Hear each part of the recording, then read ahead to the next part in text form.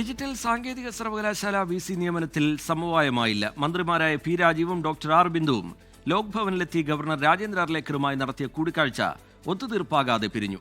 മുഖ്യമന്ത്രി കൈമാറിയ പട്ടികയിൽ നിന്ന് തന്നെ നിയമനം വേണമെന്ന് മന്ത്രിമാരും സർക്കാർ നിർദ്ദേശിച്ച പേരുകളോട് യോജിപ്പില്ല എന്ന് ഗവർണറും വ്യക്തമാക്കിയതോടെയാണ് സമവായ നീക്കം പൊളിഞ്ഞത്.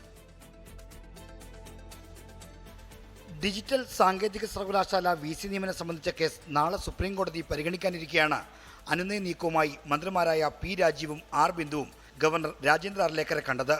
സർക്കാർ കൈമാറിയ 3 അംഗ പട്ടികയിലെ ഏതെങ്കിലും പേരിനോട് എതിർപ്പുണ്ടെങ്കിൽ മറ്റു പേരുകൾ പരിഗണിക്കണമെന്നായിരുന്നു മന്ത്രിമാരുടെ അഭ്യർത്ഥന.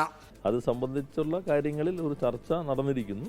ഗവൺമെൻറ് ചർച്ച ചെയ്യുന്നു, ചാൻസലറുമായി ചർച്ച ചെയ്യുന്നു. അത്തരം കാര്യങ്ങൾ സമവായത്തോടുകൂടി പോകാനാണ് സർക്കാർ എപ്പോഴും ശ്രമിക്കുന്നത്. അപ്പോൾ നാളെയാണ് കോടതി വരുന്നത്. ബാക്കി കാര്യങ്ങൾ ചർച്ചകൾ തീരുന്നില്ല, അത് തുടരുകയാണ്.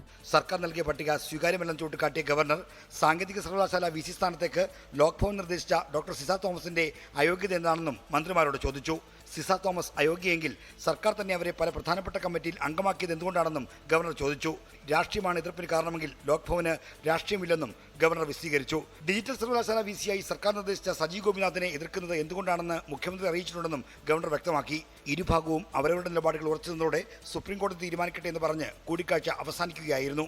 24 തിരുവനന്തപുരം.